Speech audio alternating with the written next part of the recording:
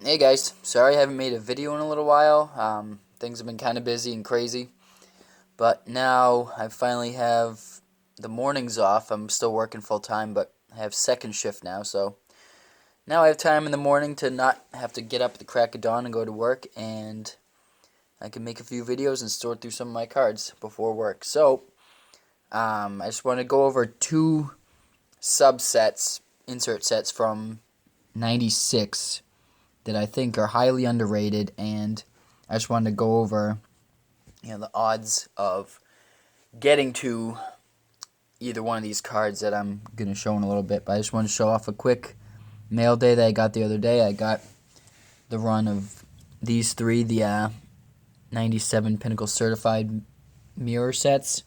So I got the gold, obviously. Got the blue. And the red. I also have the certified stars coming in. I just picked up those three as well, so I'll have all six. I know that for some reason, obviously, Pinnacle put out way more than 30 of the gold versions. I've never heard an actual print run on the red and blue. I don't know if they produce all those equally in bulk, or because originally the mirror blues were supposed to be 60 and the mirror reds were supposed to be 90 total print run, similar to 96. However, I don't know if those print runs stayed true and they just mass produced the golds, or they kind of mass produce all three. It seems to me like the reds and the blues don't pop up as much. I honestly see the golds more than either one of the other versions show up, so I don't know. So if anyone has any more information on that, please let me know, and the card community know as well. But let's get into a little bit of what I came here to show you. So the first set that I wanted to talk about was one that I finally wrapped up the other day. Is the 1996 Collector's Choice Crash the Game cards. So, to break it down, basically there was 90 total cards, 30 total players in this Crash the Game set. Each player had 3 cards, so this is the Cal Ripken version. As you can see, June 27th to June 30th. And then there's the July 25th to July 28th for Ripken. And September 2nd to the 4th. And you're wondering kind of what that all means. So, if a player hit a home run on any one of those dates, then you could mail it in and they would send you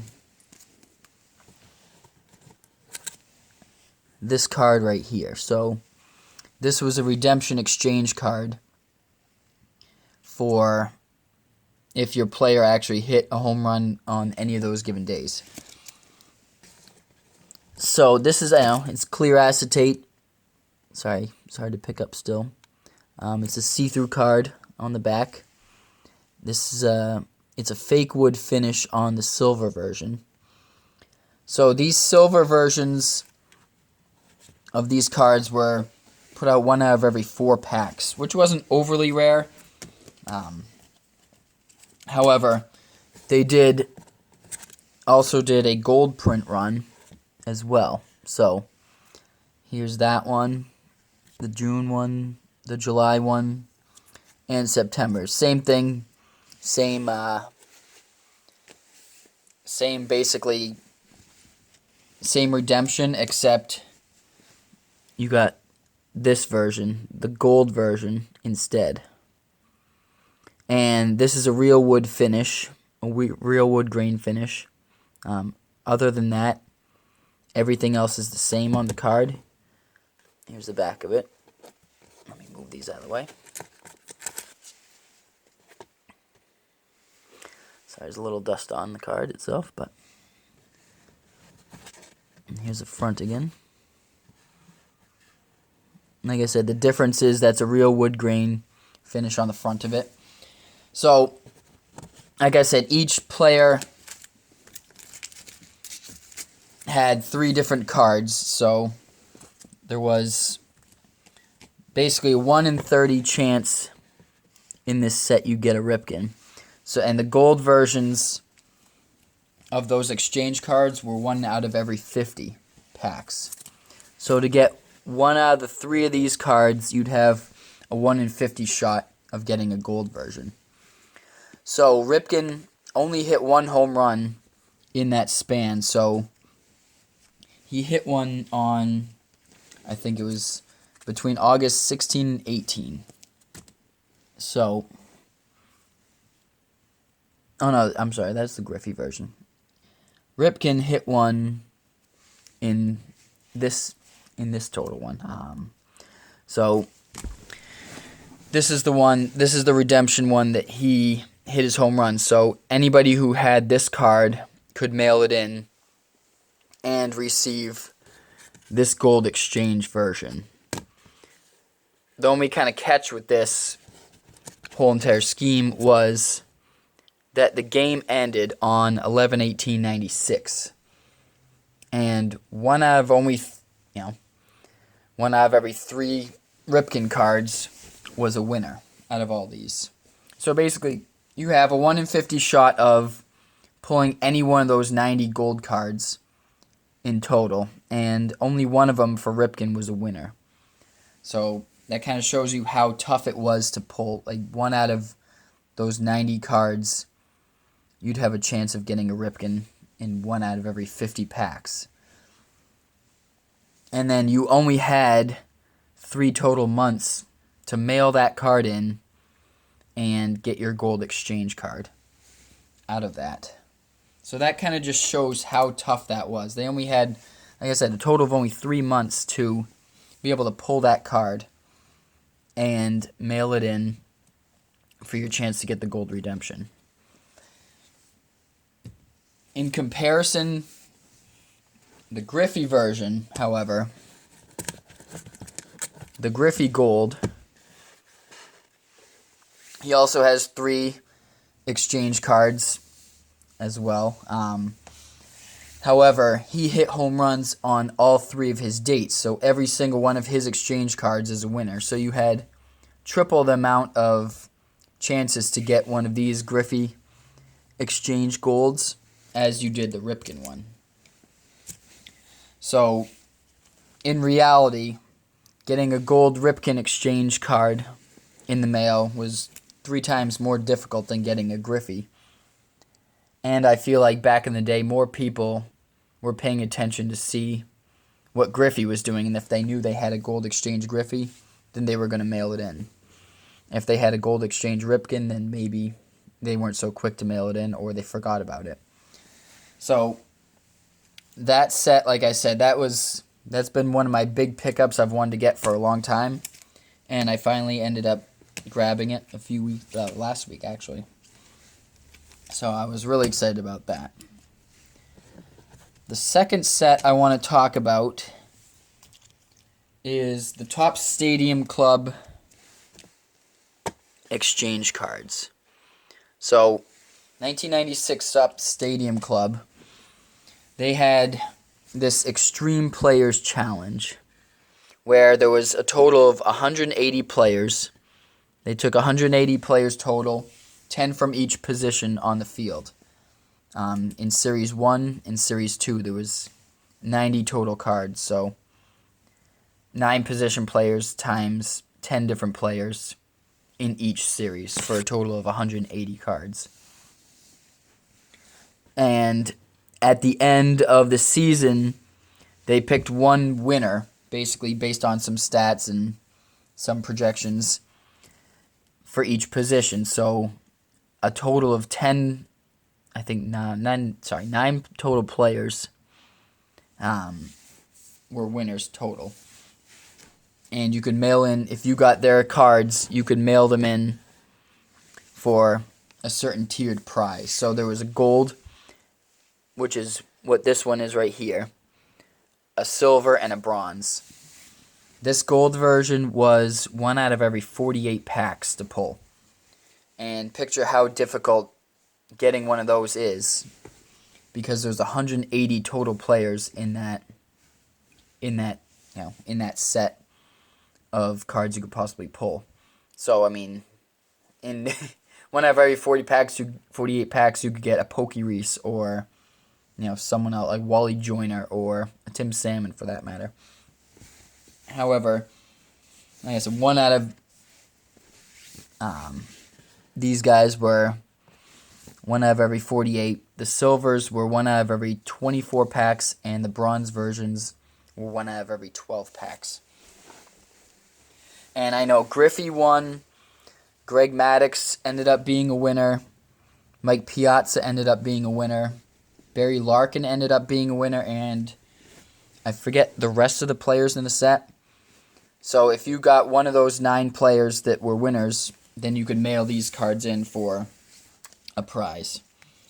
And the prize for the bronze was basically the exact same card. You got a whole entire bronze set of the winners. So this is the bronze winner set of Griffey. That's the back of it. Extreme Winners, number 8 out of that set. So you got that, that little run pack of cards if you had the bronze, any bronze winner. And then in the silver set, you ended up getting a silver set of these, these are actually really nice refractors. Pretty similar, same thing on the back. So this was for your silver winner. So out of those 180 total players, only 9 of them ended up being winners. And